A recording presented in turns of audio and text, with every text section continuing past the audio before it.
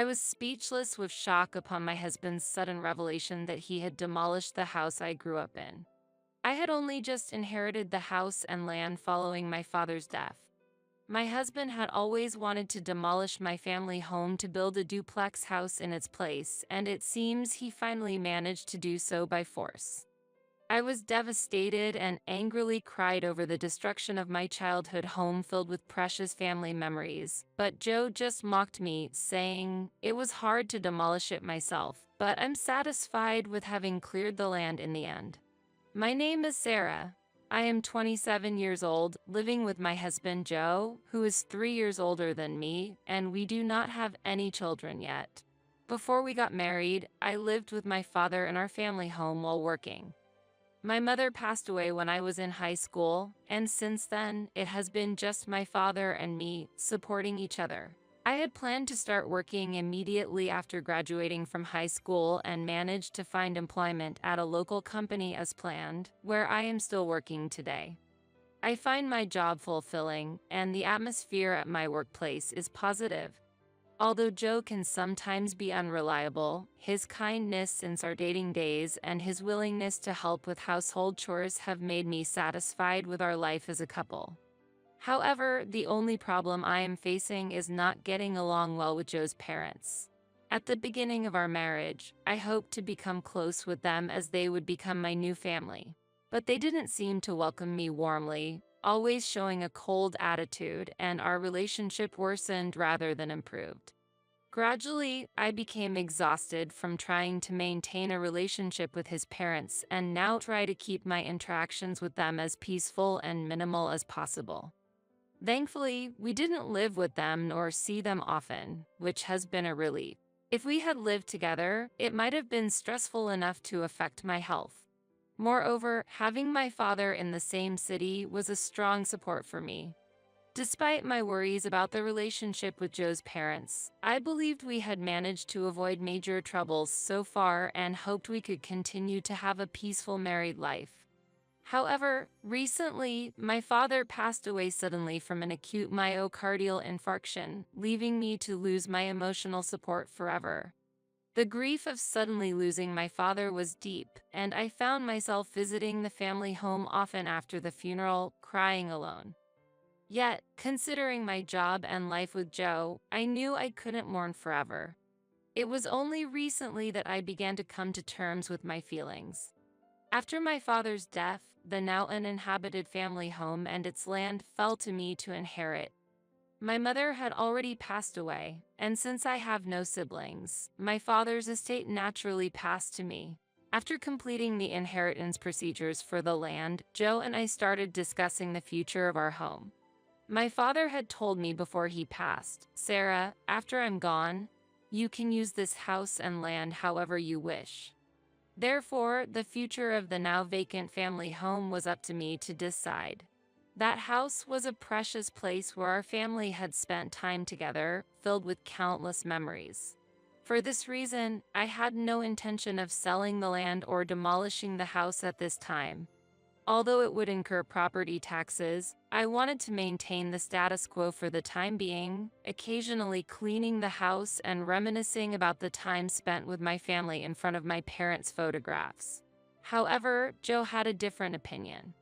He was pleased as if the inheritance was his own, saying, "It's a waste to leave it as it is. You've acquired good land, so you should make effective use of it as soon as possible." Joe was eager to use the land where my family home stood, and our views were completely at odds. Indeed, the family home was conveniently located within a proper distance from the station, surrounded by facilities like shopping centers, making it geographically attractive.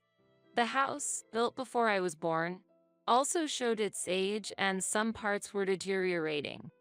However, one of the options I considered for the future was to renovate this house if we had children. So, I just couldn't accept Joe's proposal. The reason was his attitude of treating my family home as if it were his own property and pushing things forward forcefully. Additionally, my in-laws shared the same stance upon hearing about the house. Discussions had been had multiple times as if the entire in-law family would eventually move to that land, making me, the heir, feel left out. Seeing Joe and my in-laws getting overly excited made me fear that the house would be handled carelessly if things continued this way. Therefore, I emphasized to Joe time and again, "Listen, that house and land are mine, not yours or your parents'. So, please don't proceed with any plans on your own." However, Joe just casually responded to my concerns with, "It's okay, Sarah, you worry too much." He never truly listened to what I had to say. I thought he was a kind person despite his unreliability, but his attitude changed the moment I inherited my father's estate, hardly taking my words into consideration during our discussions. As a result, I began to harbor doubts about Joe, and my distrust grew stronger day by day. On a certain holiday, Joe said he was going to his parents' house and left early in the morning. I was caught up with household chores that had been neglected during the weekdays. However, less than an hour after he left, Joe returned with his parents in tow, and I had to abruptly stop my chores to welcome them. While they might be ideal parents for Joe, interacting with my in-laws was still challenging for me, given the issues with my family home. Father or mother, what brings you here today?" I asked, filled with anxiety since there had never been a visit from them without prior explanation from Joe.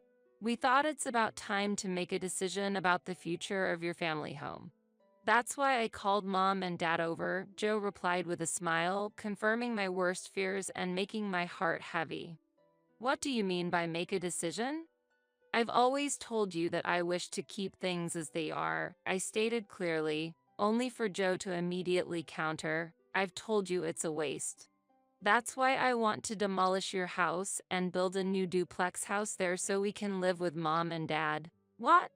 I couldn't hide my shock at his sudden proposal, but quickly voiced my opposition. "What are you talking about? I absolutely cannot agree with that. I've told you before not to proceed with any plans without my consent." No matter how much I resisted, Joe and his parents just looked at me with surprise. Then the father-in-law, with a sigh of exasperation, said, "Leaving such a wonderful piece of land unused is a waste. You should seriously consider what Joe is saying. A wife should obey her husband." I didn't have the courage to point out that Joe had never seriously considered my opinions. His parents loved him deeply, and it was natural for them to side with their son. Their unconditional support for him was a testament to their deep affection. Moreover, the father-in-law in particular held on to outdated values, believing firmly that a woman should obey a man. In his view, the hierarchy within the family was clear, and the wife was expected to follow her husband's instructions. Thus, if I expressed opposition to Joe's proposals or demands, I was inevitably faced with harsh reprimands. To him, how a daughter-in-law could speak in such a manner was unthinkable. My mother-in-law, choosing her words more carefully, said, "Sarah, we're getting older and we might need care in the future. Considering our future lives, living under the same roof as Joe and you would be ideal. That way, we can have peace of mind knowing you're close by." However, behind her calm expression, I sensed an expectation for me to take on the household chores and daily tasks that come with living together. At that moment, with her husband present, she maintained her facade, smiling gracefully as she played the role of the ideal wife. But I knew from experience that whenever he was not around, her attitude towards me would change dramatically, becoming sarcastic, and the kindness she showed then would disappear. When alone with my mother-in-law during visits to their home, she would often make unnecessary comments like, "Haven't you had children yet?" Or, "I want to see my grandchildren soon," and try to dump household chores on me, citing her age as a reason for being unable to move around easily. If I ever refused, she would persistently criticize me, saying, "Respecting your elders is the most basic principle. Can't you even follow that simple rule? What kind of environment did you grow up in?" Because of the constant unpleasant behavior from my in-laws, the thought of living under the same roof with them was unbearable. That house is a place filled with precious memories of living with my parents for many years. So, I have no intention of demolishing it. Please leave it as it is for now. I repeatedly pleaded, with no intention of changing my mind. Yet, Joe and his parents showed no signs of giving up easily. Such a stubborn daughter-in-law. Considering the future, we should build a duplex house to live together. Your parents are no longer in this world, so you should dedicate yourself to us now, my mother-in-law said, dismissively regarding my parents with her words. I managed to compose my expression despite almost frowning at that statement. Ultimately, that day ended with both parties merely asserting their opinions, leading to no substantial dialogue, and my in-laws left somewhat disgruntled. From then on, Joe and I continued to have disagreements about my family home and its land. The current house is too small, and considering the possibility of having children in the future, wouldn't it be better to build a bigger house? Joe consistently insisted on building a duplex house, refusing to budge from his position. Behind his argument, it was clear that he was using the prospect of children as an excuse, when in reality, he wanted to live comfortably in a spacious house with his parents. While I could understand the desire to live with one's biological parents from a future perspective, I never gave a positive response to it. I was convinced that living together with my in-laws would inevitably lead to more troubles. Therefore, aside from the demolition of my family home, I strongly opposed the duplex house idea every time it came up. As a result, Joe would always become irritable. Over time, our marital relationship gradually deteriorated, passing without any meaningful discussions. Even amidst such circumstances, I made time to visit my childhood home, cleaning and spending time in memory of my parents. However, as work became busier, I couldn't visit it for about a month. Consequently, I decided to move my parents' portraits to our current residence. I hadn't mentioned moving the portraits to Joe. Recently, our conversations had quickly turned into arguments, so I decided to keep this matter to myself. However, this decision would later prove to be the right move for me. After a busy period at work ended, I was looking forward to relaxing the following weekend. I was expecting a peaceful break, but that morning, my in-laws appeared at our house without any notice. It had been a while since we last saw each other, the previous occasion being when we argued about my family home. This visit was also unexpected, with no prior notice from Joe or his parents. Strangely, my parents-in-law were in a very good mood, looking at me happily alongside Joe. "Today, we have something important to tell you, Sarah," said my mother-in-law with a smile. I had a feeling that this news wouldn't be good for me. "What is it?" I asked. Joe stood in front of me and calmly announced, "I've already demolished your family home." I was speechless with shock at that moment. The statement seemed like a bad joke, but seeing Joe and my in-laws smiling smugly forced me to accept the harsh reality. "Why would you do such a thing?" I demanded, but Joe continued to laugh off my question with a calm demeanor, as if mocking me. Astonishingly, Joe had demolished my family home without my knowledge or permission during the month when I was too busy with work to visit. It seemed he had taken advantage of my absence. It was tough to do it myself, but in the end, I'm satisfied with having cleared the land, Joe said, pretending to be tired. He had spared the expense of hiring a professional demolition company, borrowing heavy machinery from his father, who runs a small factory and owns several pieces of heavy equipment. His father, willing to fulfill his son's wish, had provided the machinery without hesitation and helped clear the land. How could you do something like this without permission? I've said no many times. I cried out, tears mixing with my anger.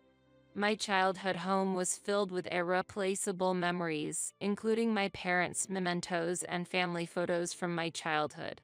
The only thing unharmed was my parents' portraits that I had brought home. The reality that everything else was removed along with the rubble was like a nightmare. How could you do something so terrible? I will never forgive you. I had reached my breaking point. I declared this with a firm gaze towards Joe and his parents, but they remained unfazed, as if convinced of their superiority. You couldn't make a decision, so I took the step forward. We can't wait forever for you to decide. Joe arrogantly justified his actions as if they were entirely rightful. Then he added with a loud laugh, "That's why I took over your family's land." Hearing Joe speak so proudly as if he were the rightful owner of the land, my anger turned to disappointment. I could feel my love for Joe rapidly fading. It seemed neither Joe nor his parents understood the gravity of their actions, and I let out a heavy sigh. "What are you talking about? When did I ever transfer that land to you? Since no formal procedures have been completed, that land is still mine." Joe appeared not to fully grasp the significance of my words, wearing a puzzled look, and his parents had similarly confused expressions. I had no memory of transferring those rights to Joe, as no formal registration of the property transfer had been completed. Thus, demolishing someone else's property without permission constitutes a legal violation. You might not know since you didn't go through a professional agency, but what you did can be legally penalized, I declared. At these words, Joe's complexion changed. If he had commissioned the demolition work to a legitimate company, this situation would never have arisen. I intended to show no leniency towards my husband Joe on this matter and continued.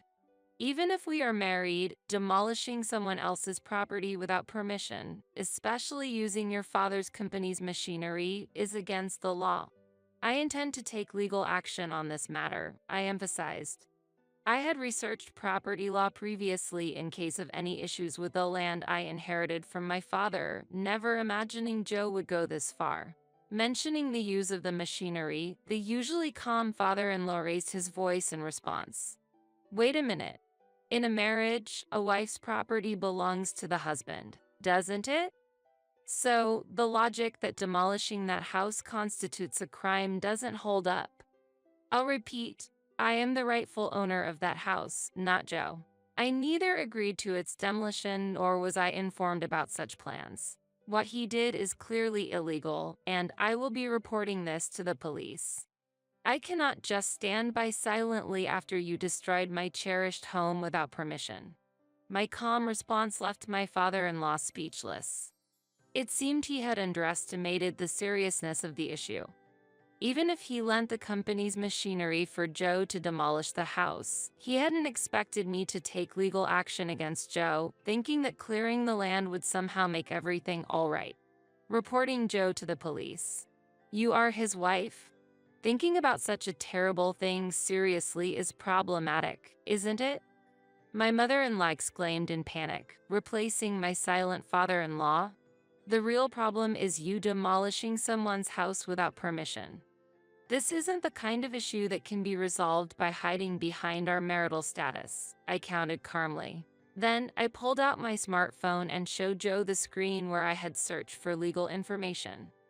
The screen displayed details about the crime Joe had committed. "Your actions constitute criminal damage to property. This means a prison sentence without a fine, and you will be going to jail." Going to jail. His father panicked, and his mother let out a small scream. "Wait, please, think it over. We're married," Joe said, turning pale and clinging to me. However, I firmly pushed him away, saying, "Don't use the fact that we're married as an excuse. Because of you, my childhood home no longer exists. You destroyed all its memories. I'll be contacting the police now," I stated clearly, deciding to report to the police on the spot. At that moment, Joe seemed to finally understand the seriousness of his actions. "I'm going to be arrested." "No way," he muttered in a trembling voice, collapsing in despair in front of me. Later, Joe was arrested, and I moved out of the house we shared to find a new place near where my family home once stood. Although I initially thought about divorce immediately, Joe refused, leading to prolonged negotiations through legal professionals. Thus, I considered a mediated divorce through family court. In the meantime, I hired lawyers and a private investigator to gather information on Joe's actions and background. The collected information revealed that Joe had frequently visited nightlife districts for years and had multiple loans hidden from me. It appeared he had been anticipating inheriting my estate from my father to settle his debts using my assets.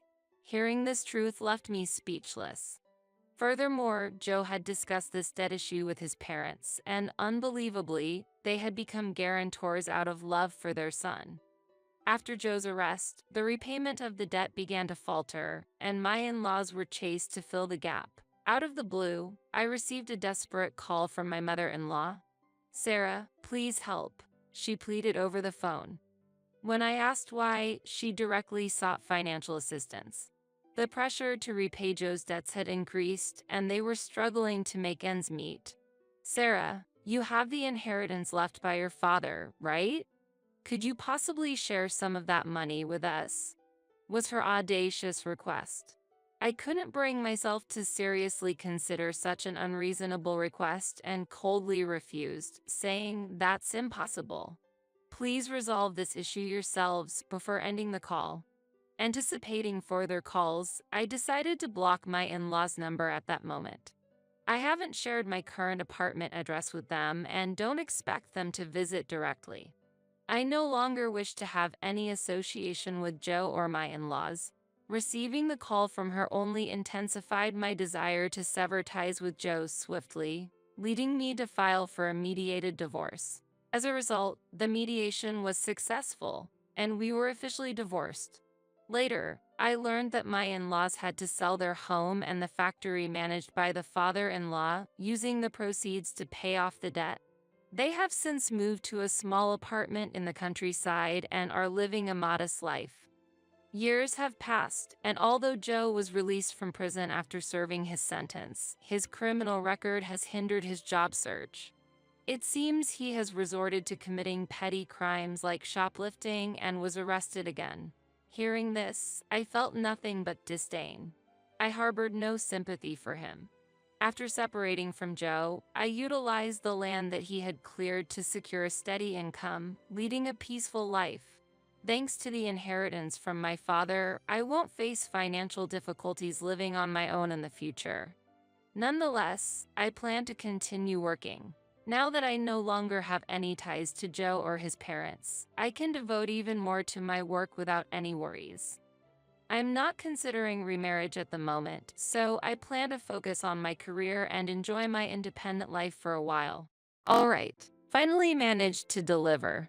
I'm glad I made it in time for this mince delivery. My name is Maggie. Since I was a child, I've loved drawing in sketchbooks with crayons and colored pencils, and that hobby has continued into my adulthood. When I was a student, I worked part-time drawing illustrations, which has become the foundation for my current career. Now, I'm enjoying a freelance life, drawing illustrations at my own pace. In addition to illustrations, I also create small comics depicting the daily lives of modern women in fashion magazines. I've heard encouraging words from my editor, like, "Maggie's drawings get a lot of positive reactions from our readers." And through this job, I met my current husband. He held an important position at a major publishing company I was associated with, and initially, our relationship was strictly professional. However, as we worked together, we grew closer. We bonded over shared past experiences, like losing our fathers at an early age. Before we knew it, we were going out for meals and movies together. After one such meal, he confessed his feelings, and we started dating. I had never dated anyone before, so I lacked confidence at first. "Really? You like someone like me? I don't stand out, and I'm just a bit better at drawing than the average person." "That's not true.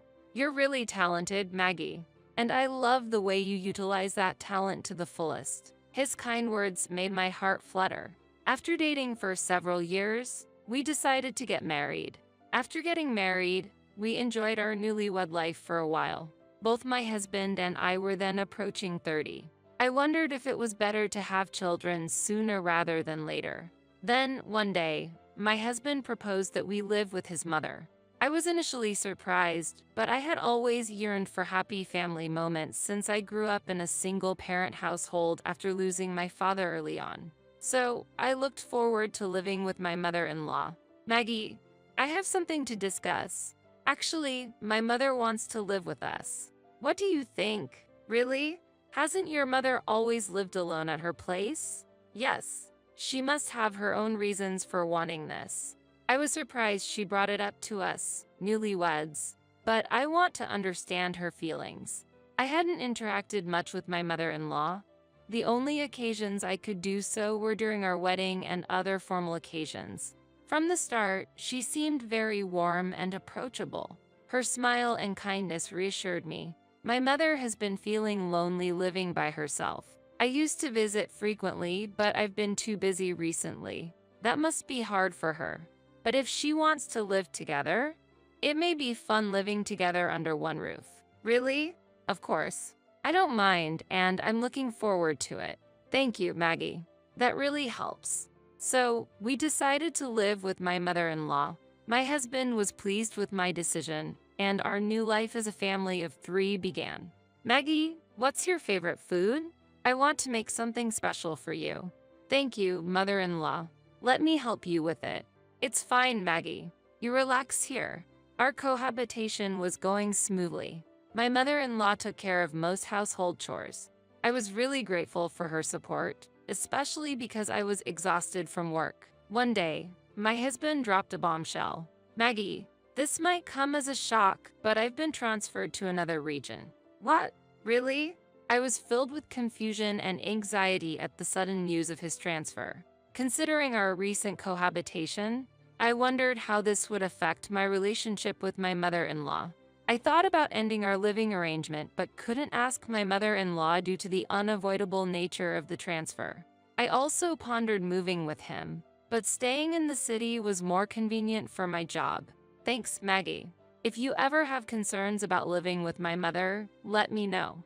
I remember feeling a bit relieved by his words. Thank you, I understand. In the end, I decided to continue living with my mother-in-law, but this decision might have been a bit hasty.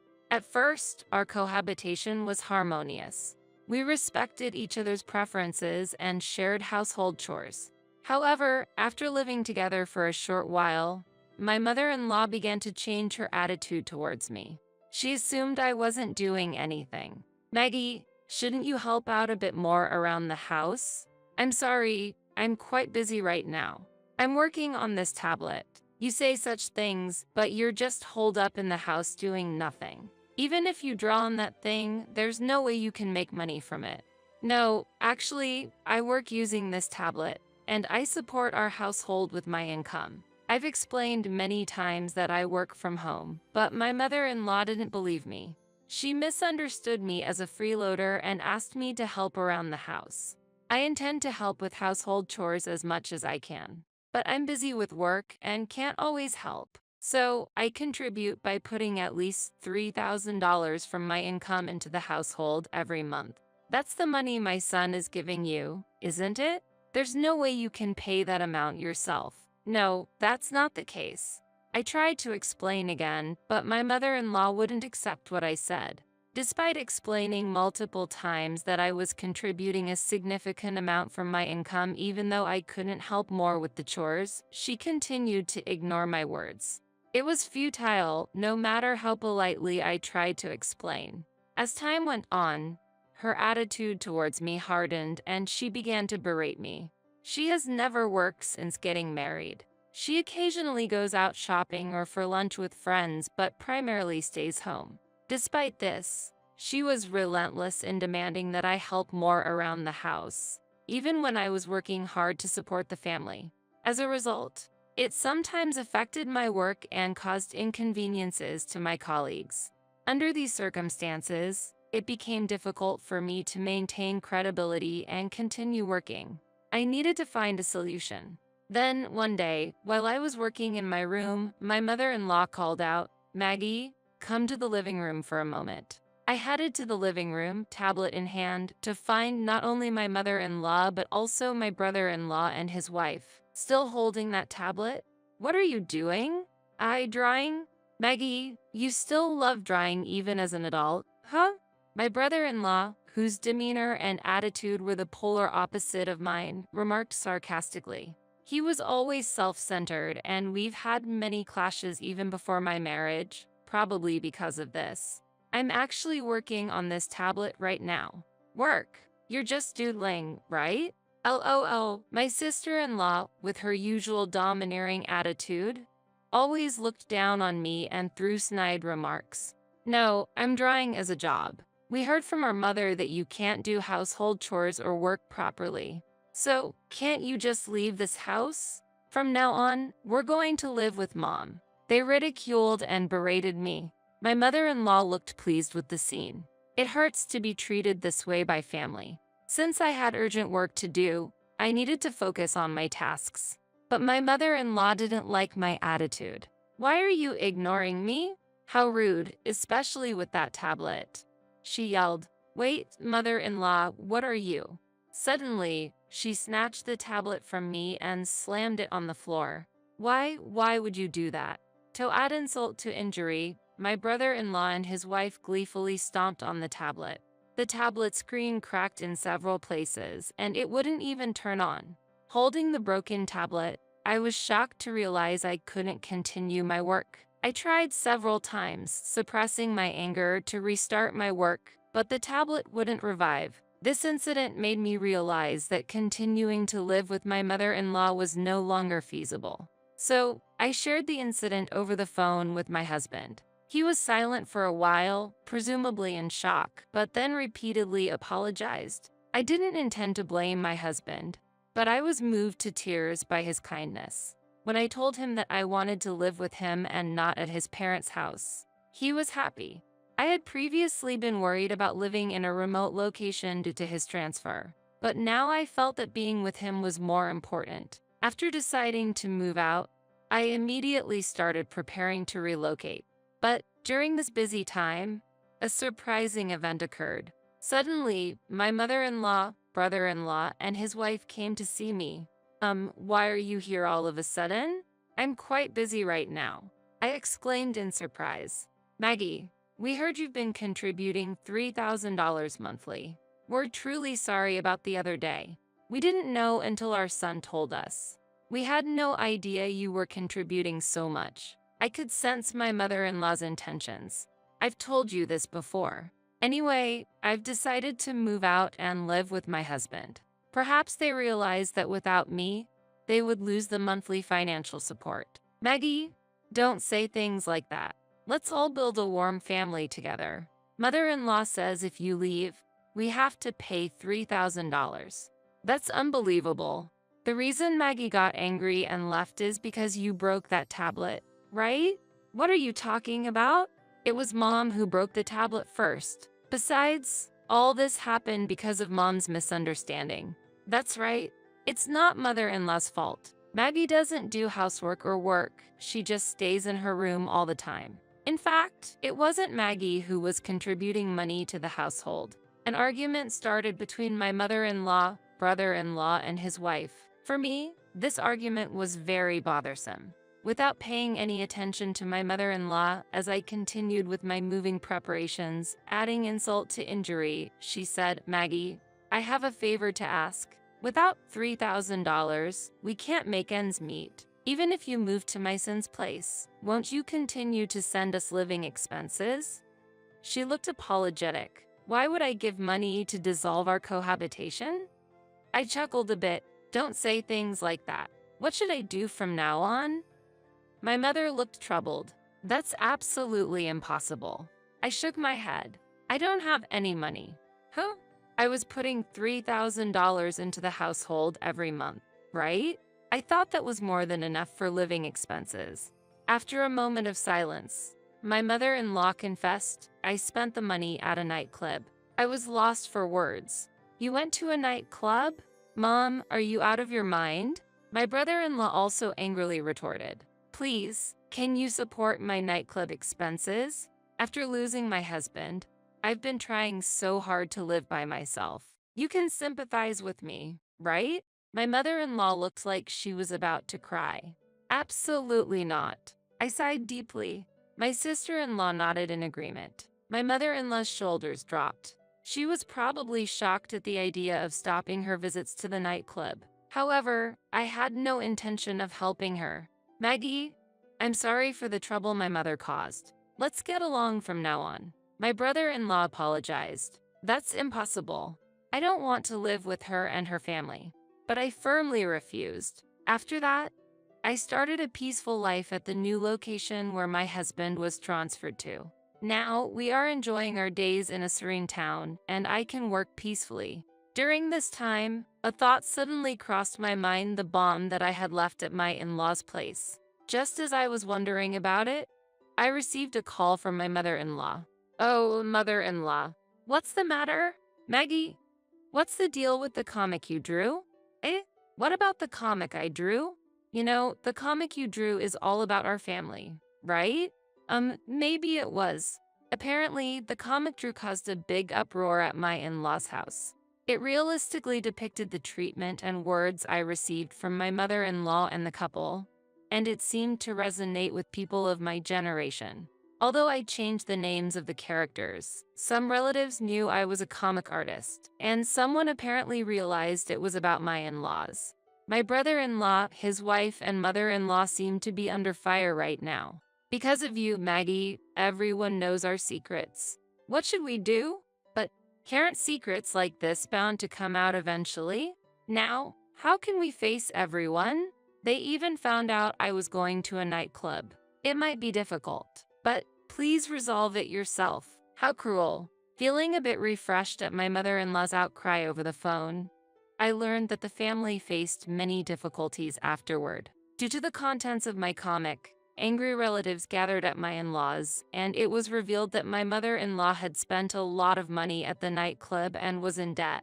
The debt was so massive that she couldn't repay it by herself. My in-laws had to sell their house to repay the debt, and my mother-in-law started living with my brother-in-law and his wife. It seems she started a part-time job to repay the debt, but it was a tough situation. My brother-in-law and his wife, already struggling financially, faced even more challenges living with my mother-in-law. Eventually, my sister-in-law couldn't take it anymore and left the house after an affair, leaving my brother-in-law deeply depressed. Although I feel sympathy, I can't help but think they brought it upon themselves. As for us, we are enjoying our new life in the countryside. Shortly after moving here, we were blessed with our long-awaited baby. Initially, I was anxious about moving from the city to the countryside, but this area, blessed with beautiful nature, has become an ideal living environment. With the stress gone, we are enjoying a comfortable life. Furthermore, my previous comic was well received, leading to a new fashion magazine job, so both my personal and professional lives are progressing smoothly. I can't help but feel grateful to my mother-in-law and her family for the opportunity to move forward.